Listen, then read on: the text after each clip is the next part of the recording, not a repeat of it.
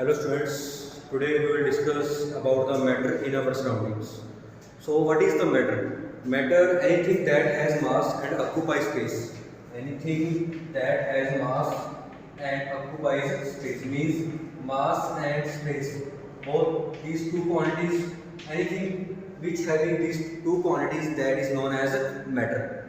You know about the matter very well, the things around surrounding things around us, for example, chair, table, book, all these things having mass and they occupy space, so they are known as the matter.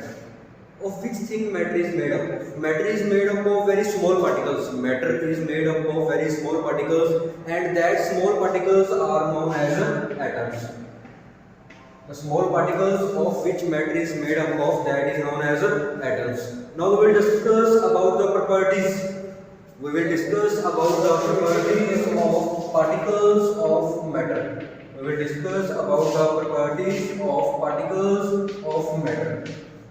Here are the four properties that we will discuss here about the particles of matter. First property is there, the particles of matter have space between them. The particles of matter have space between them, that we will discuss here.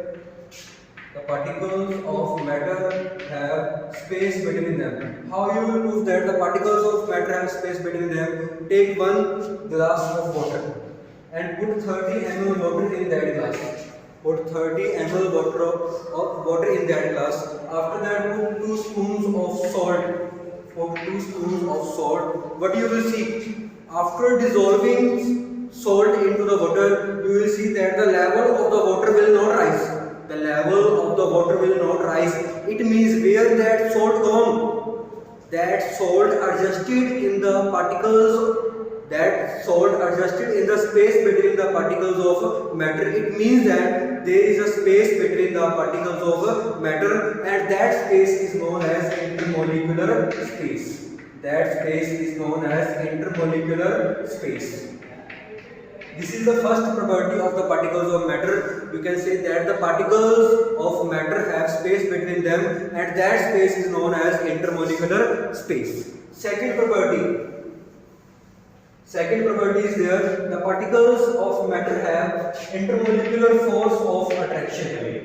The particles of matter have intermolecular force of attraction. How you will come to know that there is a force of attraction? For example, this is a chalk, and its particles are very close to each other. If they are not having any kind of force of attraction, it means the chalk will not exist. For example, this is a duster. Its particles, the particles would having force of attraction. That's why this duster is existing. If there is no force of attraction between its particles, then duster will not exist. It means that there is a force of attraction between the particles of matter, and that force is known as intermolecular force.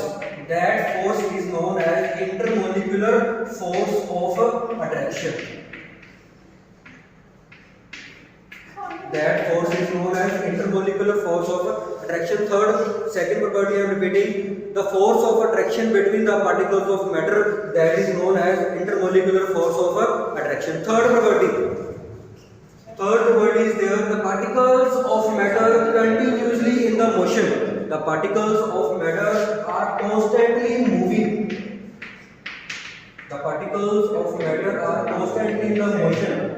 What is its means? For example, when we spray air freshener in the room, what you will see that its fragrance will spread into the room. It means that the particles of the air freshener, or you can say that particles of air are in the motion. So we can say that the particles of motion are constantly, particles of matter are constantly in the motion. Second example of the third property, for example, when we burn here incense stick means agarbatti. When we burn the incense sticks on the one corner of room, what you will see that its fragrance spread into the room. It means the particles of matter are constantly in the motion.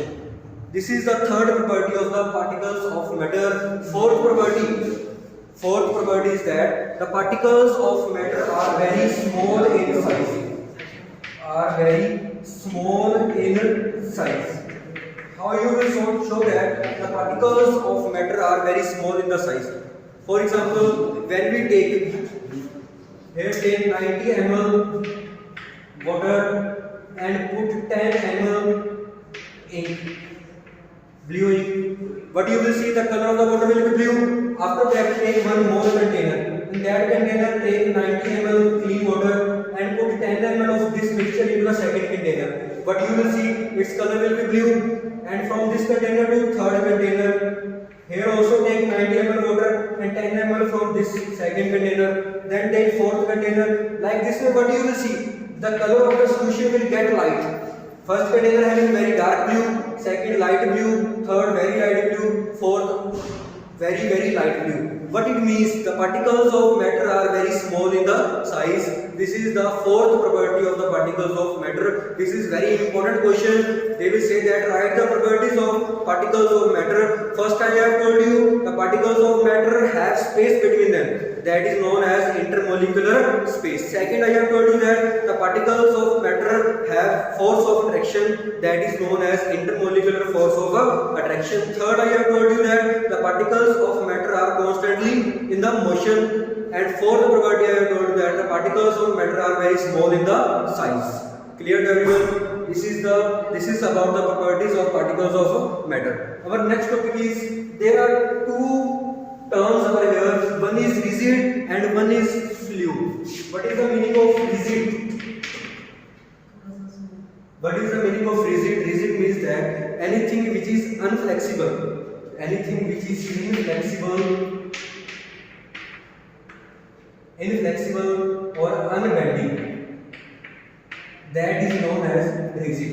Anything which is unflexible or you can say that unbending, that is known as rigid. For example, solids are do not bend in any direction, so they are known as rigid. And what is solids are rigid? For example, liquids are not rigid, gases are not rigid. So this is about the rigid. You can say it rigid also. Second thing is there fluid. What is fluid? Anything which can flow. Any substance which can flow. For example, water can flow, air can flow. Anything which can flow, that is known as fluid. This is about the rigid and fluid. Our next topic is diffusion. What is diffusion? Diffusion means that spreading. Diffusion means that spreading and mixing. Spreading and mixing. Spreading and mixing. The spreading and mixing of one substance with the another. The spreading and mixing of one substance with the another, that is known as a diffusion. For example, when we spray a air freshener into the air, what you will see, the freshener will spread into the room, that is known as the diffusion in gases. For example, when your mother is cooking food in the kitchen, its fragrance spread into the all rooms, that is also known as the diffusion. And when you put the drop of ink into the water, the ink mixes into that water, that is diffusion in liquids. First I have told you diffusion in gases, second I have told you diffusion in the liquids, and third one is diffusion in solids. Listen carefully, what is the meaning of diffusion in solids? Diffusion in solid means, when I have written anything on the board, I will not erase it for 10 to 15 days. After these days, what you will see, it will be difficult to erase this. Because the solid particles sticks with the board, this is known as diffusion in the solids. For example, when we keep these two chalks together for many days, for 1 or 2 months, after 2 or 3 months, what you will see, these chalks will stick with each other. This is also known as diffusion in the solids. So again I am repeating, what is diffusion? Spreading and mixing of one substance with the another, that is known as a diffusion. The rate of diffusion is very fastly in the gases, medium in the liquids, and very slow in the solids. This is about the diffusion. In the next video we will go further about the topics. We will discuss further about the topics of this chapter. If you have any doubt, you are free to ask. Thanks friends. Have a nice day.